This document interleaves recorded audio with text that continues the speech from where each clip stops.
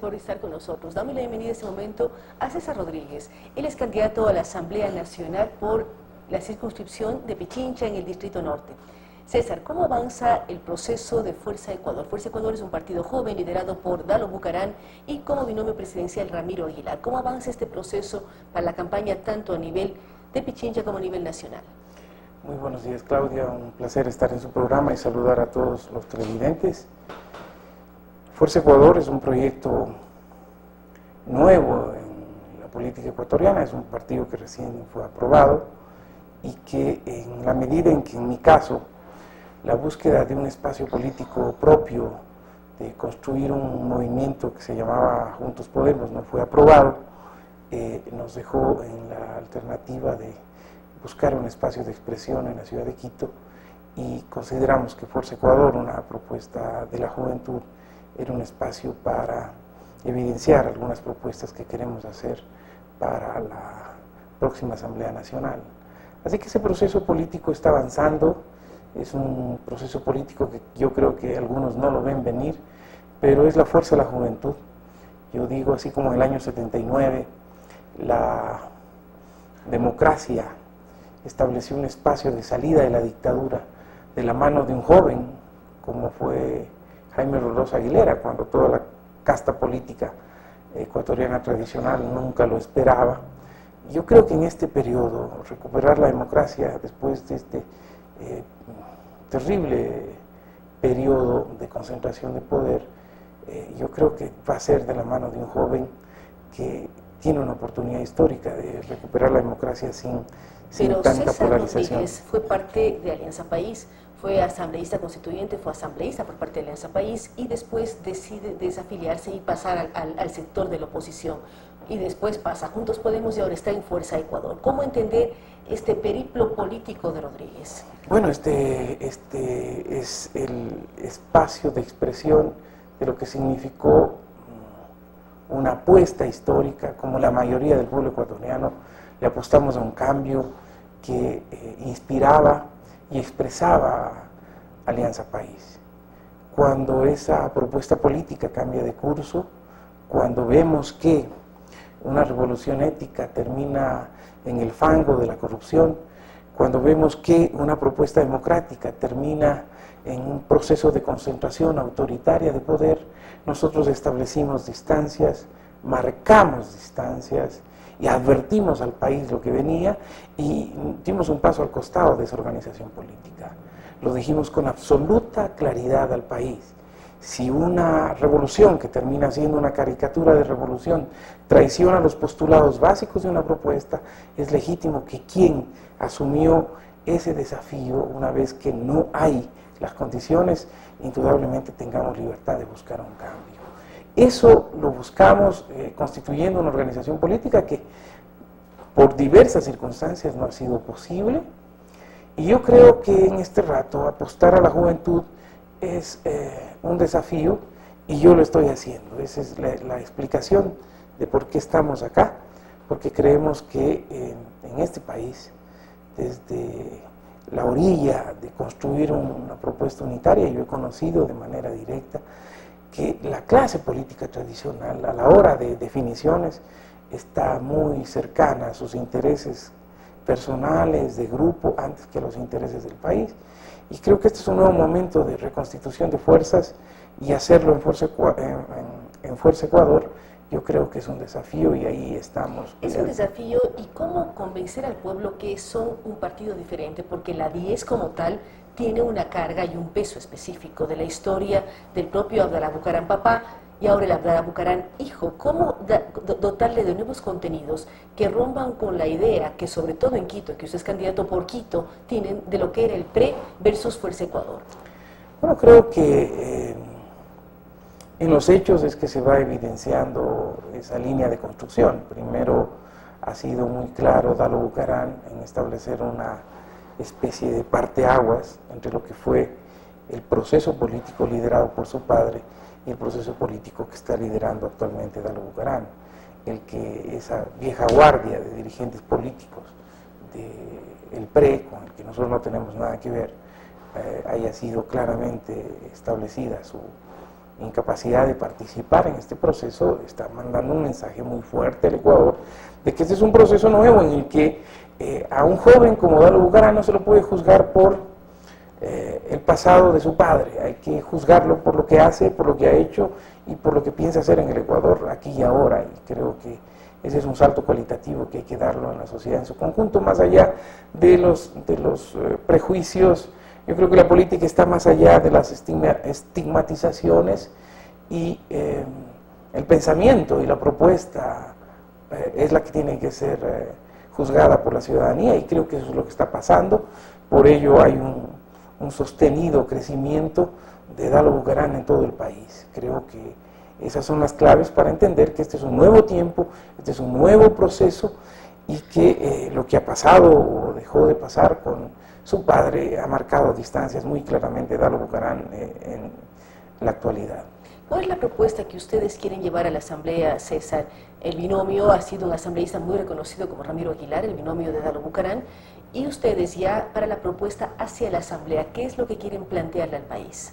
Nosotros tenemos 3 ejes de planteamientos para la Asamblea Nacional, pensando en lo que efectivamente ha sido una experiencia de lo que se puede hacer, porque en elecciones los políticos como que nos volvemos muy generosos en ofrecimientos y a la hora de concretar las cosas hay muy pocos resultados. Para no cometer ese riesgo, nosotros estamos siendo muy objetivos en plantear acciones muy puntuales y muy concretas en 3 ejes. En el eje de no perdón ni olvido a la corrupción, yo creo que plantearle al Ecuador en la próxima Asamblea Nacional una auditoría a la contratación pública del Ecuador va a mostrar y va a castigar y va a impedir impunidad para quienes han convertido la función pública en un instrumento de corrupción. Y creo que lo que está pasando en la contratación de Petroecuador no es un hecho aislado. Creo que esas mismas formas de organización de funcionarios públicos para delinquir está en toda la contratación pública del Ecuador. ¿Y qué pasó con los documentos que anunció el candidato a la presidencia, Dalo Bucaram? Él dijo: yo fui a Panamá y voy a traer documentos que muestren determinadas situaciones que involucran al actual vicepresidente y también candidato a la vicepresidencia, Jorge Glass. ¿Qué pasó con este anuncio que hizo previa a la inscripción de las candidaturas? Bueno, Dalo Bucaram tiene un proceso político en el que ha establecido tiempos para establecer en el Ecuador un baño de verdad sobre algunos temas que son parte de la política nacional. En términos de tiempos, yo creo que en los próximos días el candidato presidencial de Fuerza Ecuador, Dalo Bucaram, estará interpelando, estará interlocutando con el poder desde la perspectiva de una investigación que él viene desarrollando. En el término de la responsabilidad nuestra como candidatos de la provincia de Pichincha, del Distrito Norte, nosotros creemos que el deber de un asambleísta es decirle a la población cuáles son las propuestas para acompañar una salida de la crisis que está afectando la economía de todos los ecuatorianos cuando hay una ausencia de empleo, por ejemplo. Nosotros consideramos que vale la pena ir a la Asamblea Nacional para luchar para que se haga realidad una ley orgánica para el emprendimiento productivo en el Ecuador. ¿Qué significa esta ley? Significa construir los mecanismos mediante la ley para facilitar, por ejemplo, para todos los emprendedores, para los jóvenes profesionales que quieren poner su oficina, su despacho, un odontólogo, su espacio de trabajo, no tiene acceso al crédito en este rato. Que la ley estimule la constitución de una política de acceso al crédito mediante un banco del emprendimiento que garantice que a los emprendedores no solo tengan acceso al crédito, sino se los acompañe hasta que sus emprendimientos tengan viabilidad económica, que al primer año no sean estrangulados por los impuestos del SRI, que tengan exención tributaria para tener la posibilidad de que sus pequeños emprendimientos sean viables. César, y son leyes importantes. Dice, está planteando 3 ejes. Uno, el tema de la lucha anticorrupción. hacer un análisis profundo de lo que ha pasado. Un baño de verdad, como mencionaba, haciendo referencia al candidato de la Bucaram. Después el tema de la ley para emprendimientos. Iniciativas para salir de la crisis. Y la defensa de derechos. Y cómo trabajar porque no es potestad de la Asamblea el tema de los impuestos. Entonces, cómo buscar un equipo y consolidar un espacio en donde no se defraudan a los pequeños emprendedores. En el escenario político de la nueva Asamblea Nacional, yo creo que el desafío mayor es construir una agenda para salir de la crisis, y en esa agenda tenemos que trabajar todos los sectores, sin ninguna limitación, ni partidaria, ni ideológica, si es que en serio queremos cumplirle al Ecuador con salidas claras, concretas, para salir de la crisis. En la defensa de derechos nosotros pensamos que en esa línea tenemos diferencias con los sectores que creen que hay que derogar la ley de comunicación. Nosotros pensamos que hay que hacer una reforma integral, que hay que eliminar ese instrumento de persecución a la libertad de expresión que se ha constituido la Supercon, pero los avances que determinan una ley como la que tenemos actualmente en términos de derechos de producción de los artistas nacionales, deberán ser líneas que se deberían privilegiar en su defensa en la próxima legislación. Usted habla con claridad del tema de una serie de elementos, habla de que no derogarían la ley de comunicación, hay varios candidatos que hablan en cambio que debe derogarse en su totalidad.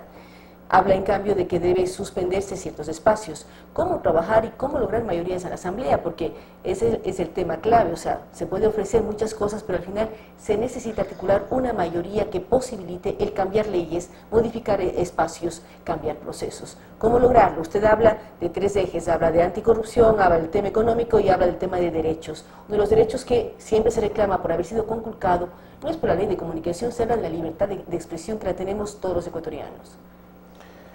Bueno, yo creo que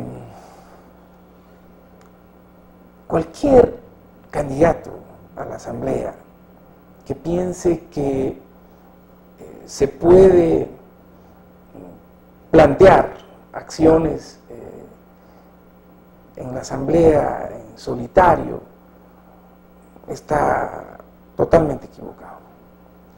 Yo creo, y por eso he sido muy explícito en decir que la Asamblea es un desafío para construir consensos. La Asamblea es un desafío para construir grandes acuerdos, y en esa dinámica me parece que debemos trabajar. Por lo tanto, ahí yo creo que esa capacidad de tender puentes entre los diversos sectores va a ser un desafío que en mi caso lo vamos a asumir con la absoluta experiencia de que hemos sido capaces de generar espacios de diálogo entre los diversos. Recordemos lo que significó, por ejemplo, el que en la Asamblea Nacional, una acción mía en términos de acuerdos con todos los sectores políticos, le dio vómito al presidente de la República cuando se firmó el acuerdo ético-político para evitar que en la ley de comunicación exista una Supercom, por ejemplo. Pero se firmó, pasó un año y está. Ahí no podemos negarlo, se firmó un acuerdo ético-político, pasó un año y se formó la ley de comunicación y existe Superintendencia de Comunicación. Pero esa ley se votó en otra asamblea, no se pudo votar en la asamblea en la que hicimos acuerdos para que un acuerdo ético-político se ejecute. Usted fue parte de ese... Y yo fui parte de ese acuerdo ético-político, y yo fui parte de esa mayoría que le dijo no al presidente. Así no se puede construir esa ley. Cuando el presidente logró en la nueva legislatura una mayoría que no discute, sino que obedece, pues se aprobaron instrumentos como aquellos, que hoy tenemos que reformarlos de manera integral.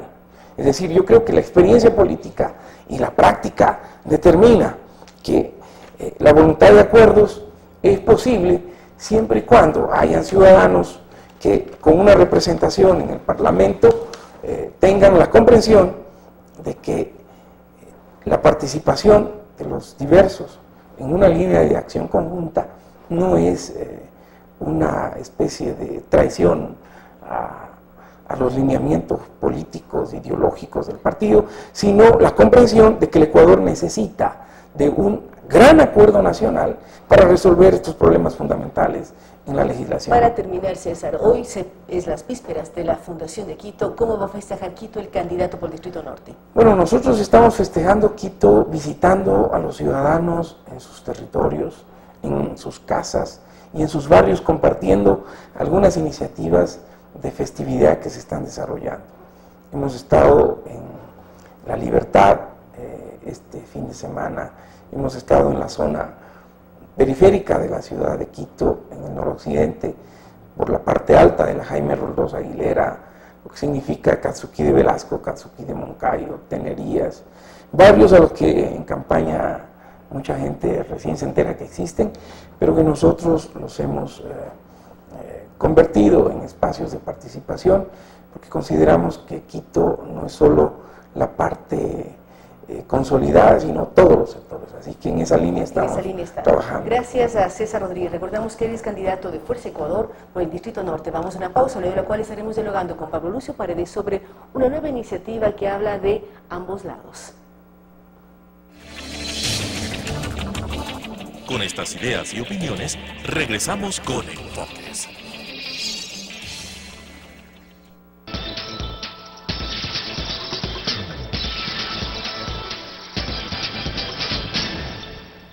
Si está interesado en participar de forma gratuita en el programa Mi Música, contáctenos al 246-8427, 096 96 17 136, 0999 440 113 o escríbanos al correo electrónico elizabeth-consuegra@yahoo.com.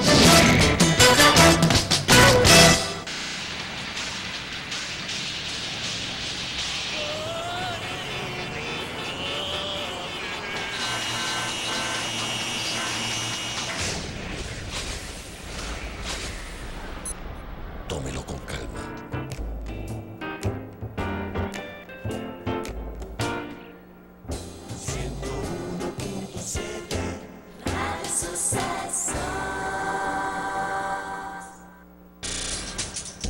Telesucesos es un canal de televisión comprometido por entero a la noble tarea de comunicar con responsabilidad. Somos un medio de comunicación que educa, informa y entretiene con una probada ética profesional.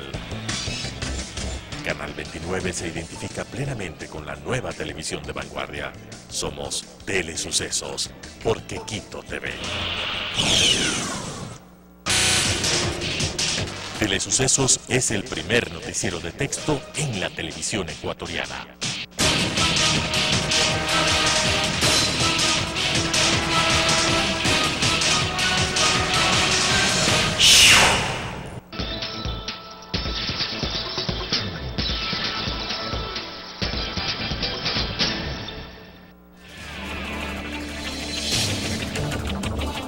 Con nuevas ideas y opiniones, estamos de vuelta con Enfoques.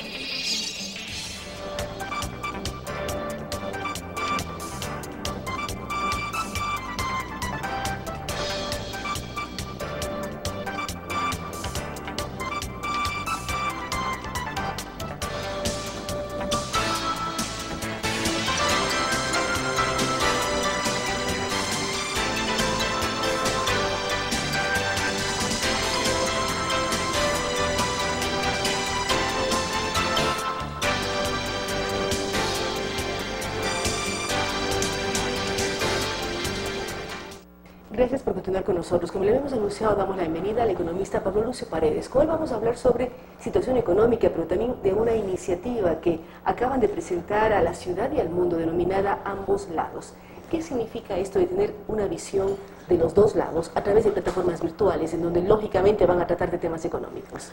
Vamos a tratar, muy buenos días a todos, vamos a tratar de temas muy diversos, de la economía, de la política, del deporte, del fútbol, del mundo, de la vida, en fin, es una plataforma variada que hemos hecho con la misma gente que lanzamos, con mismos amigos, digamos, con que lanzamos la revista Ecos, que fue muy exitosa. ¿Hace cuántos años fue el lanzamiento? Son 22 años, año 94. Años. El tiempo pasa increíblemente. ¿Cuántos años estuvo Pablo en el tema de Ecos? Bueno, en Ecos tuvimos 6 años, del año 94 al 2000. En 2000 le vendimos a la gente que lo tiene ahora, que ha hecho un gran trabajo con continuar con la publicación.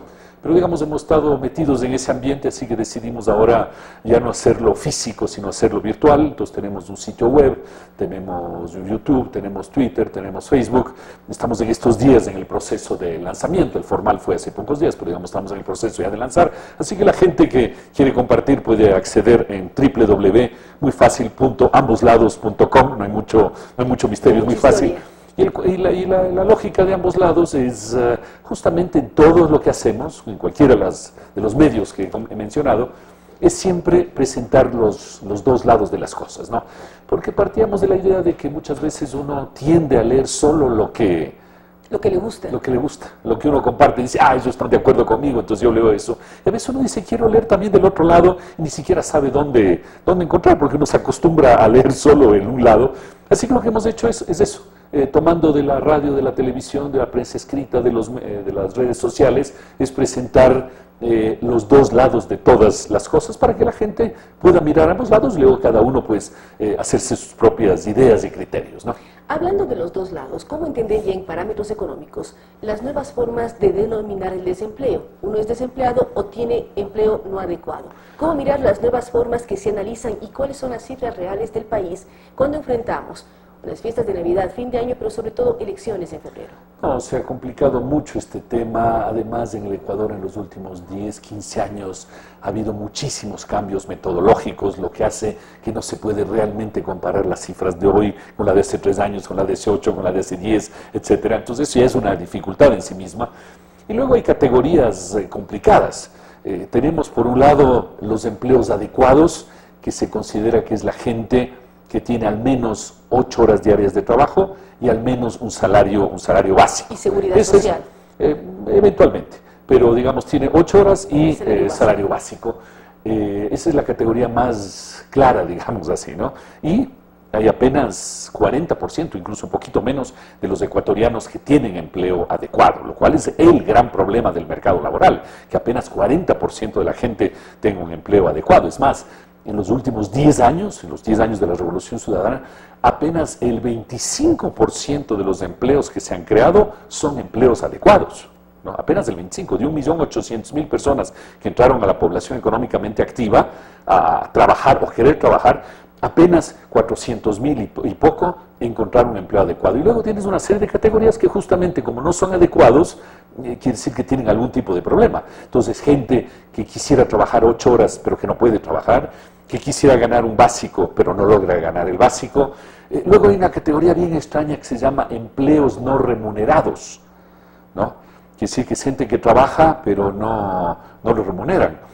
Entonces uno dice, bueno, ¿qué mismo es esa categoría? Mismo es esa categoría? Yo estoy seguro que... Entonces uno diría, mira, si hay poca gente ahí, tal vez es un tema de definición. Uno puede pensar una ama de casa que tradicionalmente no ha tenido remuneración, pero eso se considera empleo no remunerado, no sé. No, se supone que no es eso, ¿no? Entonces, porque en realidad si fuera así, las amas de casa, las madres en el hogar son mucho más, entonces no sería tampoco esa categoría. Es un poco extraño, yo creo que alguna de estas personas, por ejemplo, es alguien que hace voluntariado. Puede ser, por supuesto, este tipo de cosas, pero también creo que es gente que en realidad es más desempleado que empleado no remunerado, pero para no poner muchos desempleados se ha creado esa categoría. Pero hay muchísima gente, hay como 700, 800.000 personas en esa... Empleo no remunerado. Empleo no remunerado. Entonces, por eso te digo, fuera del empleo adecuado, que son 40% de la gente, el resto son malos empleos. Yo creo que es la forma más fácil de describir, son malos empleos, ¿no? Y ese es el gran desafío de la sociedad ecuatoriana, dar un empleo de mejor calidad a 60% de los que están en la población activa. Y es la propuesta de la gran parte de candidatos a la presidencia de la República, generar empleo adecuado, hablan de 250.000 anuales, 1 millón en 4 años, o sea, hay una serie de elementos que apuntan a mejorar la calidad. ¿Cómo, desde el punto de vista económico, se puede buscar el generar más plazas de empleo en un país como el nuestro? Mira, solo hay en realidad una manera, ¿no? Que es difícil esa manera, pero digamos solo hay una, ¿sí? Que es generar crecimiento económico de calidad. Eso es todo.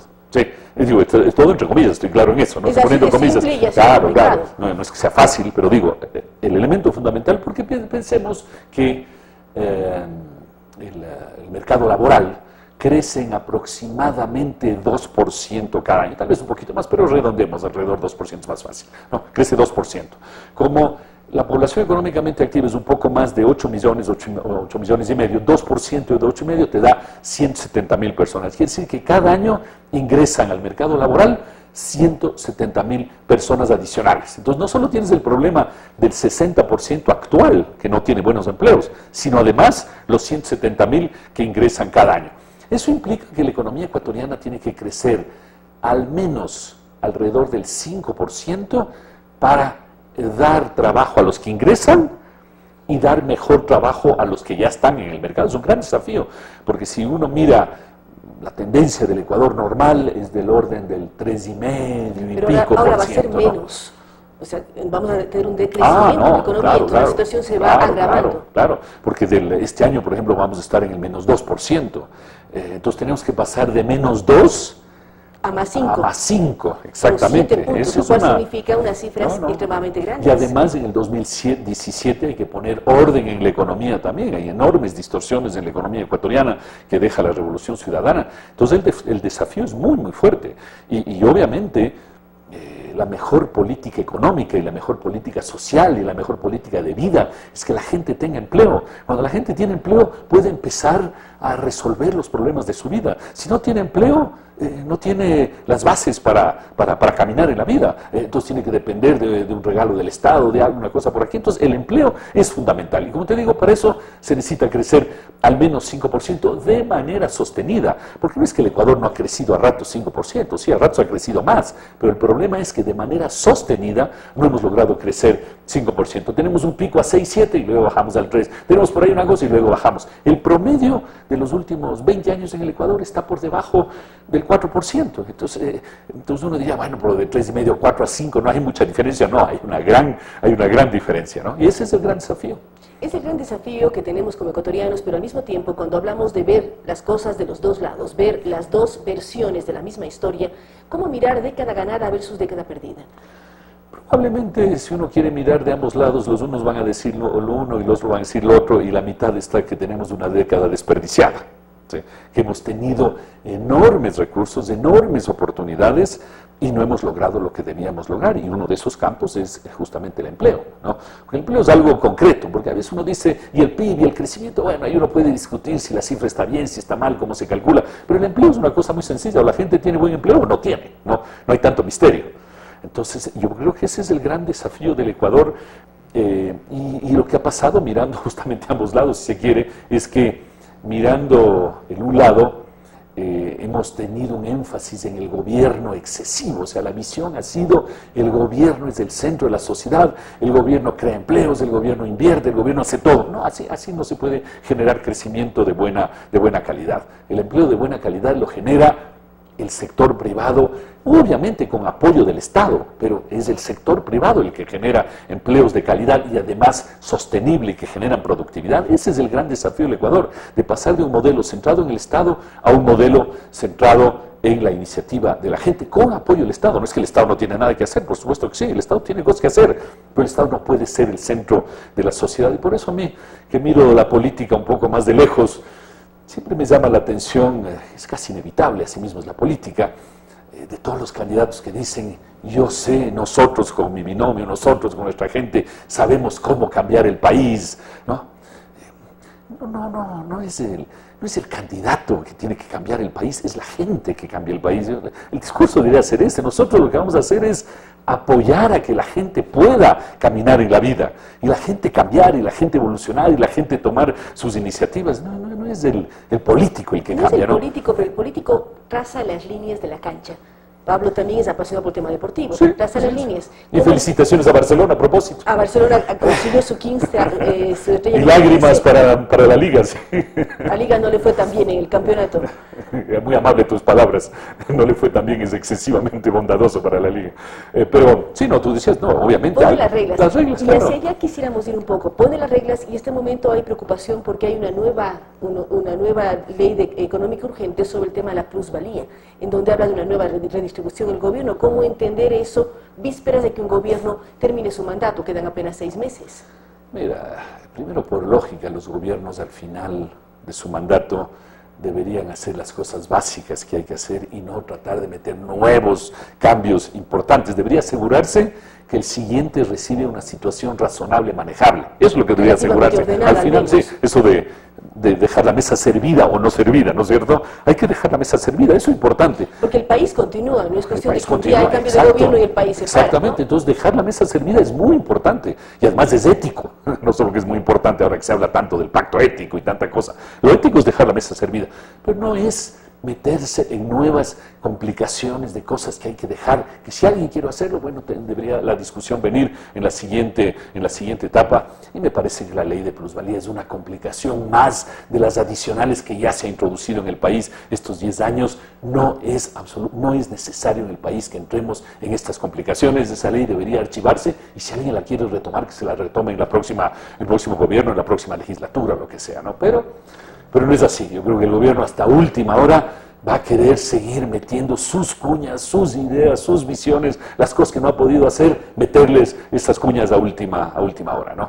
Es como el tema de la corrupción. El gobierno debería preocuparse de la corrupción y no de que el presidente de la República pueda participar en la campaña a través de la propuesta esta sobre los paraísos fiscales, que yo creo que esa es la lógica, es que el presidente pueda participar en la campaña de esa manera.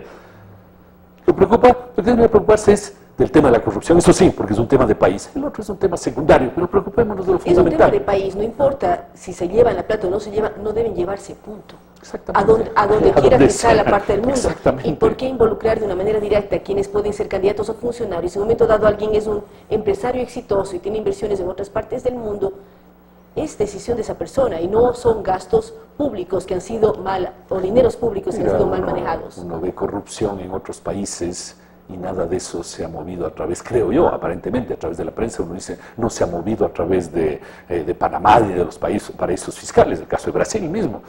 Entonces, eso hace pensar que la corrupción no es un tema de que porque hay un paraíso fiscal. No, como tú dices, el tema de la corrupción hay que atacarlo porque hay que atacarlo, independientemente de si es por aquí o es por allá. ¿No? Ese es el tema que debemos centrarnos fundamentalmente en el país.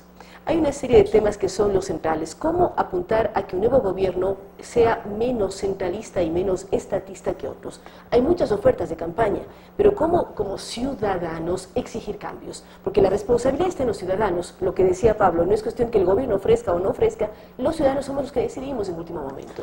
Mira, yo creo que hay que entender que la sociedad, yo creo que uno de los grandes males de estos años es que le hemos metido aún más que antes a la gente en la cabeza que el gobierno es el que resuelve los problemas, ¿no? Yo creo que es muy grave en una sociedad porque la gente entonces se cruza de brazos y espera de que alguien venga y le resuelva los problemas. Yo creo que es mentalmente, conceptualmente, culturalmente, me parece que es un tema muy grave en el Ecuador de estos 10 años. Pero la otra cosa que sí necesita el Ecuador, y todos debemos de alguna manera aportar un granito de arena, es que el Ecuador necesita acuerdos básicos sobre cosas fundamentales. No es posible que vayamos cada 10 años de un lado a otro, ¿no? Y cambiamos completamente las cosas. Durante 10 años no quisimos la apertura externa. Ahora si gana otro gobierno vamos a ir a la apertura externa muy grande. Queremos más gobierno, ahora queremos menos gobierno. Queremos esto, ahora queremos otra cosa. Yo creo que es fundamental, y los países que caminan, igual que las personas, igual que las familias, igual que las empresas, los que mejor caminan son los que encuentran un camino razonable. No es que todos estén 100% de acuerdo en las cosas, pero sí razonablemente de acuerdo en los temas fundamentales. Y en el Ecuador no lo estamos, por eso cambiamos a cada rato. Por eso algunos proponen que vayamos a una nueva constitución. ¿Cuál es el número? ¿23? Sería... A 20 y pico. No, tienes razón. A 20 y pico. Es una vez cada 10 años, no es posible, no es posible. Entonces yo creo que hay que encontrar la manera, difícil, pero hay que encontrarla en el Ecuador, de lograr acuerdos básicos sobre las cosas fundamentales. Y en este momento yo te diría que quizás los acuerdos que hay en el Ecuador, uno es sobre la dolarización. Me parece que bien que mal, con críticas o sin críticas, me parece que hay un acuerdo de que mantengamos la dolarización. Ojalá haya ese acuerdo, porque es importante. Me parece que lo hay, sin que lo hayamos logrado de adrede, digamos así, sino que las circunstancias nos han llevado. Ahí ¿no? vemos el peso de la ciudadanía frente al Estado o a la autoridad. La ciudadanía quiere tener como moneda el dólar. Sí, ahí está el acuerdo básico. Los ciudadanos deciden y está. Ese es un acuerdo importante. Otro me parece que es un acuerdo que hay en la sociedad ecuatoriana desde hace unos 10 años de hacer un esfuerzo, poner recursos, darle importancia al tema de la educación. Esto nació con gran esfuerzo que se hizo en el Contrato Social por la Educación y otra gente. Entonces me parece que ahí también hay un acuerdo implícito en el Ecuador de que hay que ponerle recursos, tiempo, calidad.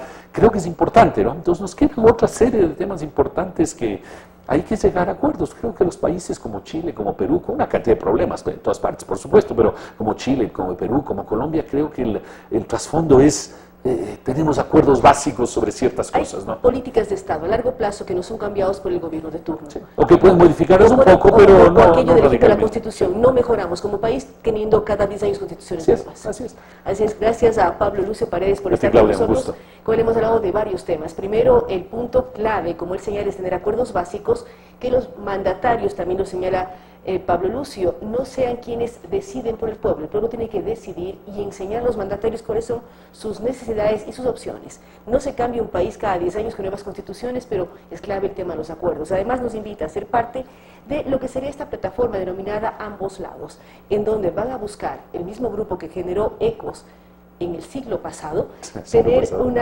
espacio en donde se puedan analizar la situación del país, los problemas económicos, los problemas de educación, de cualquier ámbito, con dos visiones, las dos visiones que siempre se tiene de la misma realidad que vivimos como ecuatorianos. Gracias nuevamente a Pablo Lucio. Vamos a una pausa y estaremos dialogando con Gonzalo Ortiz, candidato a asambleísta por Pichincha, pero también un historiador reconocido y quien también fue parte, como alcalde encargado de la ciudad capital, a hablar sobre las fiestas y sobre sus propuestas de campaña.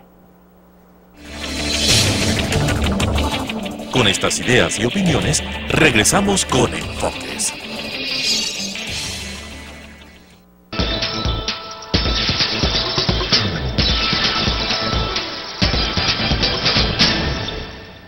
Si está interesado en participar de forma gratuita en el programa Mi Música, contáctenos al 246-8427, 096 96 17 136, 0999 440 113 o escríbanos al correo electrónico elizabeth-consuegra@yahoo.com.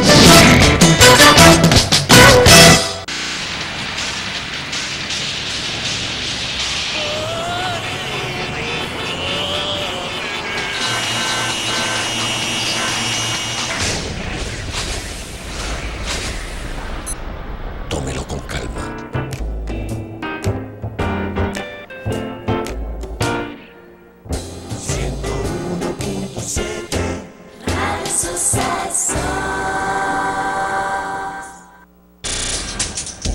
Telesucesos es un canal de televisión comprometido por entero a la noble tarea de comunicar con responsabilidad. Somos un medio de comunicación que educa, informa y entretiene con una probada ética profesional. Canal 29 se identifica plenamente con la nueva televisión de vanguardia. Somos Telesucesos, porque Quito TV. Telesucesos es el primer noticiero de texto en la televisión ecuatoriana.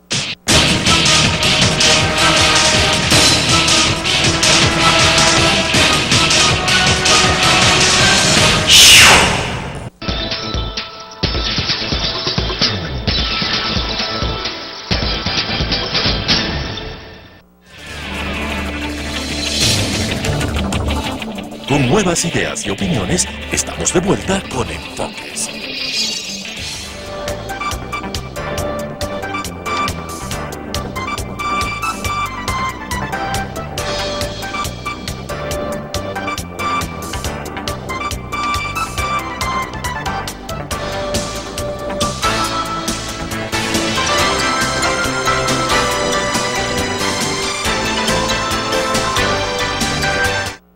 Gracias por estar con nosotros. Como lo habíamos anunciado, damos la bienvenida a Gonzalo Ortiz. Él es candidato por Izquierda Democrática para la Asamblea por Pichincha, el Distrito Norte. Gonzalo, ¿cómo analizar esta campaña? Una campaña en donde ustedes como binomio tienen el Acuerdo Nacional por el Cambio, pero en los distritos vemos que hay división entre la lista 2, la lista 18, la lista 12. ¿Cómo lograr comprender qué está pasando al interior del Acuerdo Nacional por el Cambio? Gracias, Claudia. Buenos días. En efecto, Acuerdo Nacional por el Cambio es la unión de 38 fuerzas políticas distintas. Algunos partidos nacionales, otros movimientos nacionales y bastantes movimientos provinciales. Ese es un esfuerzo muy grande de unidad. El Ecuador estaba pidiendo que se haga un esfuerzo de unidad porque creía que solamente unidas las fuerzas podían enfrentar a este autoritarismo de esta década de Correa. Y nosotros hicimos el esfuerzo en el más amplio espectro desde el centro hacia la izquierda. Ahora, dentro de ese espectro, por supuesto, en provincias sobre todo, bueno, desde el comienzo se decidió que las listas nacionales fueran individuales, que cada uno de los partidos lanzara sus listas propias a asambleístas nacionales y que en las provincias se hiciera el acuerdo donde fuera posible. Felizmente, en Pichincha logramos el acuerdo entre la Izquierda Democrática, Unidad Popular, los antiguos MPD, el Movimiento Vive, el Movimiento Centro Democrático y varios otros, como MAS y como otros movimientos locales de Pichincha. Sin embargo, aquí en Pichincha, no fue posible que Pachacutic fuera con nosotros. No fue posible, hasta el final hubo intentos, pero había dentro de la propia dirigencia de Pachacutic problemas que entre ellos mismos no estaban de acuerdo, por así decirlo, con todo el respeto para ese movimiento político, que en cambio nos juntamos en que coincidimos en que Paco Moncayo tiene que ser el próximo presidente del Ecuador. Pero aparte de eso, los demás estamos juntos, lo que no ha sucedido en otras provincias, pero en general hemos tratado de llevar la cosa de la mejor manera posible, porque siempre es un esfuerzo. Yo reflexiono siempre en lo que pasa en Venezuela, ¿no? Tras 15 años de revolcones, hay una mesa de la Unidad Democrática y aún así ahí no están todos los partidos, ¿no? Es muy difícil hacer una unidad. Es difícil, no se aprende además por experiencias ajenas, sino por experiencias propias. Gonzalo, ¿cuáles son las principales propuestas que ustedes plantean para la Asamblea Nacional? Vemos la lista nacional encabezada por Vilma Andrade, aquí en Pichincha está Gonzalo Ortiz. ¿Cuáles son las propuestas que plantean ustedes hacia la Asamblea? Lo que pensamos sobre todo es que tenemos que recuperar la democracia. Estos 10 años, con la inmensa cantidad de recursos de que ha contado el gobierno, 300.000 millones de dólares, que sí, algo se ha hecho, se han enanchado unas carreteras, se han asfaltado algunas, se ha hecho algunos colegios, se ha hecho algunos hospitales, pero habría sido el colmo que con esa cantidad de recursos, la más grande cantidad de recursos que ha contado la historia del Ecuador, no se haya hecho alguna obra. Pero en cambio se ha destruido sistemáticamente a la democracia, se ha centralizado gigantescamente el poder y se ha intentado destruir a la sociedad civil y a las libertades. Entonces, nuestro primer objetivo es reconquistar la democracia, reconquistar los espacios democráticos, reconquistar las libertades civiles. Pero junto con eso tenemos que dar un impulso gigantesco a la educación. La educación ha tenido obras físicas, pero en cambio se ha destruido, por ejemplo, el bachillerato técnico.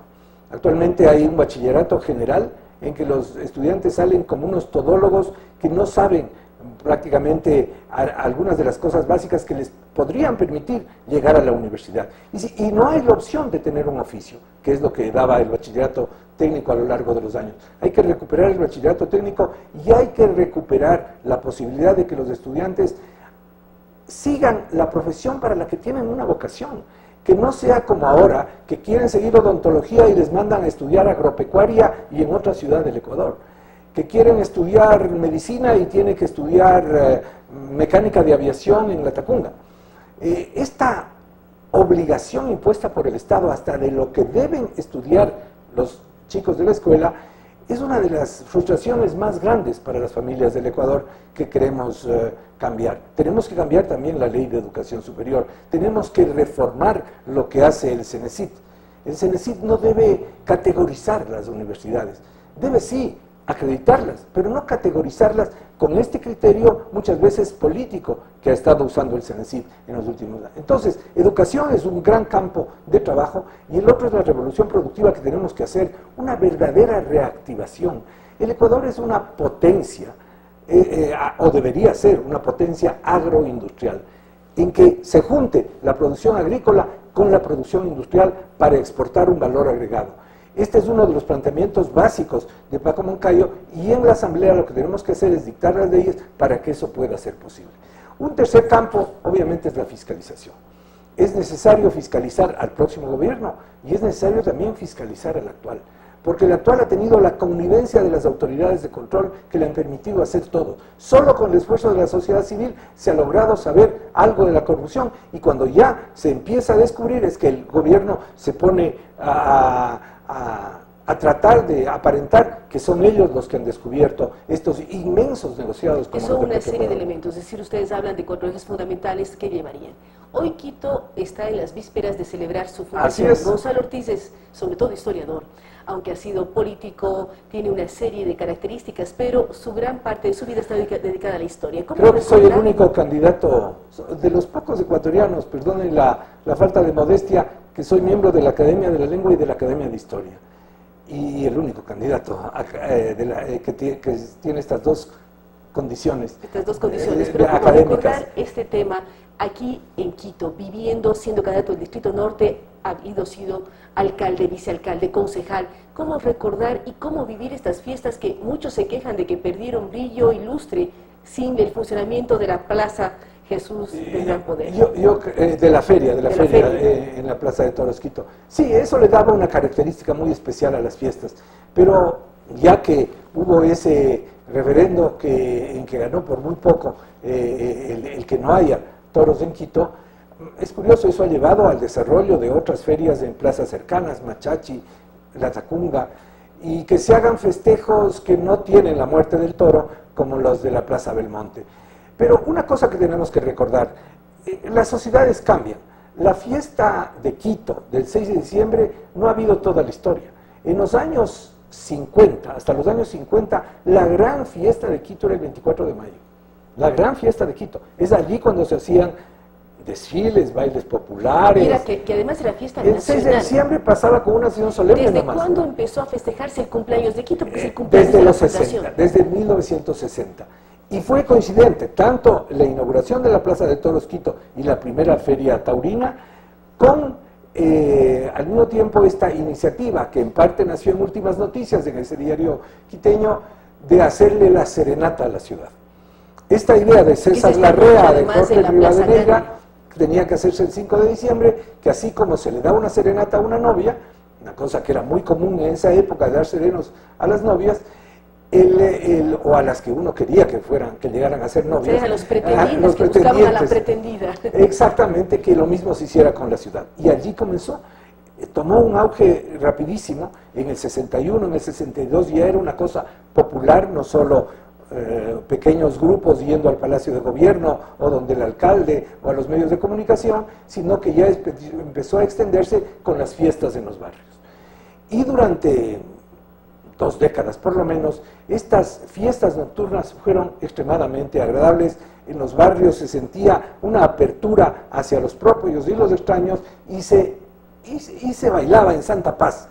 Luego las fiestas empezaron a complicarse, y creo que por el exceso de alcohol, por violencias que se introdujeron, tal vez a veces rivalidades entre barrios y cosas de esas, tanto que hubo esta campaña que llevó durante muchos años el Liceo Internacional de Vivamos las Fiestas en Paz. Que además esta campaña se ha proyectado a varias ciudades del país, en varias ciudades, en las fiestas se habla de vivir las fiestas de vivir en paz, es decir, no excesos del alcohol que lleva precisamente a la violencia. Y luego, con este cambio de quitarle este elemento sustancial de las fiestas, la actual alcaldía lo que ha intentado es reemplazarlo con espectáculos masivos de música, que no son iguales, pero que congregan a la gente. De manera que hay que seguir festejando a Quito, hay que seguir festejando de formas nuevas a la ciudad, y hay que, sobre todo, recordar que somos una ciudad mestiza. Creo que eso es lo principal de haber trasladado las fiestas al 6. Pero si uno va al centro histórico, precisamente el día de ayer encuentra a un Sebastián de Benalcázar en la plaza, que lleva su nombre, lleno de rótulos que le hablan de genocida. Entonces, ¿cómo entender y cómo enseñar que somos una ciudad mestiza, que nuestro origen es absolutamente mestizo y que llevamos una mezcla de culturas, de historias, hasta de sangre? Esa posición extremista de algunos que intentan negar parte de nuestra historia es verdaderamente absurda. Es decir, no hay duda de que se trató de una conquista, y de una conquista a sangre y fuego. Pero antes de eso ya habíamos tenido otra conquista, la de los incas. Los incas conquistaron Quito, entonces también Rumiñahui es genocida y también Atahualpa es genocida. ¿Cómo entender, Gonzalo, el hecho de que busquemos volver al quichua si el quichua es la lengua del imperio incásico y peleemos en contra del español? Impuesto por varias formas. Una forma a través de la violencia y también por la influencia cultural de los incas, ¿no? El español y apenas estuvieron 80 años, mientras el otro imperio estuvo varios siglos. Estuvo 3 siglos y medio. De manera que tenemos que recordar todo nuestro pasado y recordarlo de una manera que no sea traumática, sino que sirva para construir la personalidad actual. Nuestra personalidad es una personalidad muy rica porque está hecha de todas las sangres, porque está hecha de esas culturas, de esa unión de las culturas. No podemos de ninguna manera desconocer el pasado interesantísimo de los pueblos que ocuparon esta área, pero no es lo único.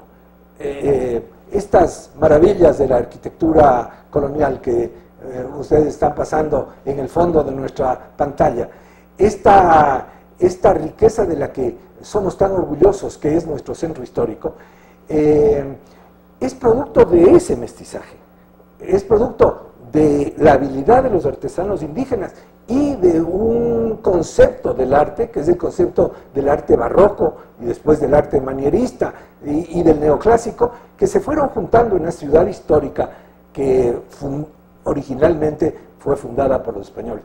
Había antes allí una ciudad, esa es la gran discusión, lo que había era una pequeña ocupación de unas décadas por parte de los incas, pero no se había llegado a construir una ciudad. Había unos cuarteles, claro, había la ciudad unos más grande palacios. del Incario era Tomebamba. Era Tomebamba, mucho más grande y mucho más desarrollada que la donde nació propia además Quito. Huayna Cápac, el inca más famoso, por decirlo así. Claro, así es. Y ese tuvo su hijo Atahualpa en el norte, no se sabe exactamente. Caranqui reivindica el hecho de ser cuna de Atahualpa, pero también Quito puede haber sido, no lo sabemos y no lo sabremos jamás, porque no existen testimonios de la época, no había escritura en esa época. Y esa es otra de las cosas, de los mitos sobre la cultura indígena, ¿no es cierto?, que llegó a altas cotas de calidad artística y humana, pero por ejemplo no tenía un sistema de escritura. Los quipus eran una especie de contabilidad, pero ahora hay una teoría de que era una escritura, pero nadie ha logrado descifrar si eso fue una escritura y qué decían los quipus. Pero lo que ciertamente se sabe es que era un sistema de contabilidad. Llegó una civilización distinta, que tenía un predominio por el dominio del acero. Es que hay que fijarse en lo que era luchar con piedras contra el acero. El acero les protegía a los españoles y además convertía sus armas en armas extremadamente letales. Esa derrota del pueblo indígena de alguna manera se recuperó a través ya del mestizaje, Sí, a pero través también del históricamente conjunto llegaron de obras. a un incario dividido. También, igual que por llegaron a supuesto. un mundo azteca dividido. Y a un imperio dividido, porque los cañaris precisamente se juntaron con Benalcázar para la conquista de Quito. Así que no es Benalcázar solo el genocida, también los cañaris, que son los que, si no, no habrían podido ganar 200 españoles jamás contra un imperio. Los cañaris se levantaron contra los incas, contra los que tenían verdaderamente deseos de venganzas y creyeron que los españoles estaban de paso, pero les ayudaron a la conquista y luego ellos también fueron sojuzgados. Nuestra historia es el producto de todo eso y es el producto sobre todo de quienes lucharon por la libertad. Hay que acordarse que esos mestizos, descendientes de indígenas y de españoles, pensaron luego en la libertad, de la que ya tenemos más de 200 años desde el primer grito de la independencia, lucharon, se sacrificaron, ofrecieron su vida, porque eso es lo que tenemos que saber justipreciar. El inmenso sacrificio que hizo esa generación de comienzos del siglo XIX para darnos la libertad. Ese conjunto somos hoy. Y eso es lo que tenemos que reivindicar para poder construir un Ecuador. Si no nos reconciliamos con nuestro pasado, jamás podremos ser una sociedad, no vamos a vivir de trauma en trauma, Tenemos que vivir en una sociedad plena, una sociedad que reconozca su pasado, pero que construya su futuro. El Ecuador tiene futuro. Eso lo dice Paco Moncayo en la primera línea de su plan de gobierno. El Ecuador tiene futuro, pero tenemos que construirlo entre todos. Tenemos que poner el hombro entre todos. No puede ser solo el Estado, no puede ser solo el autoritarismo del Estado, tiene que ser entre todos. Tenemos que crear un Ecuador de paz, de democracia, de progreso. Básicamente creo que ese es el mensaje, junto con celebrar a Quito, de ver hacia adelante. De ver hacia adelante, y queremos agradecer muchísimo a Gonzalo Ortiz su presencia. Recordamos que él es candidato por las listas 12 aquí en el Distrito Norte, un gran historiador, un académico de la lengua, como él mismo nos recordaba, que hablan de planteamientos claros para la Asamblea, el tema de libertades y ejercicio de derechos, aquello que apunta también a mejorar la agroproducción, generar valor agregado en los productos ya reconocidos mundialmente que se generan en Ecuador, pero también mirar qué ocurre con el tema educativo, es decir, la reforma al bachillerato, la reforma a la universidad. Él ha sido muy crítico y esperamos que la educación sea el eje fundamental de cualquier gobierno que venga al futuro. Y recordarnos la historia. Ecuador es un país mestizo. Quito, aquello que dice el himno a Quito o ciudad española en los Andes, somos esto. Somos una ciudad mestiza, una ciudad que debe ver el futuro, que debe asumir su historia con orgullo. Somos orgullosos de ser el primer centro histórico declarado Patrimonio Mundial por parte de la UNESCO. Y es la mezcla de mestizos, de españoles, de indígenas, lo que somos esta ciudad. Asumirla, defenderla, protegerla, respetarla, no tener traumas en el pasado, sino proyectarnos con mucho orgullo hacia el futuro. Gracias a Gonzalo Ortiz, festejen todos ustedes a Quito. Gracias a nuestros auspiciantes. Debemos recordar que este programa llega gracias al apoyo de Cherryplan, de EMAPS, la empresa de agua de Quito, de Glade, fragancias para auto, de Movistar, Immunotic, que habla de que debemos cuidar nuestras defensas. Con Immunotic lo compensas. Gracias a su concentración, Immunotic potencializa tu sistema inmune con fórmulas clínicamente probadas. A Produbanco del Grupo ProAmérica y también a Chevrolet SZ con su producto Gran Vitara. Gracias a ustedes por habernos acompañado el día de hoy. Mañana estaremos con más noticias e invitados.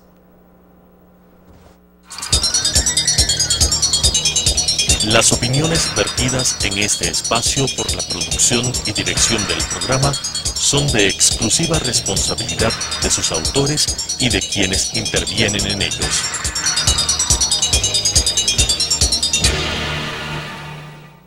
Sucesos presentó Enfoques, pensamiento libre y crítico. Día a día buscaremos diferentes visiones para la comprensión de la realidad del tercer milenio. Enfoques, un espacio que une noticia, análisis y opinión.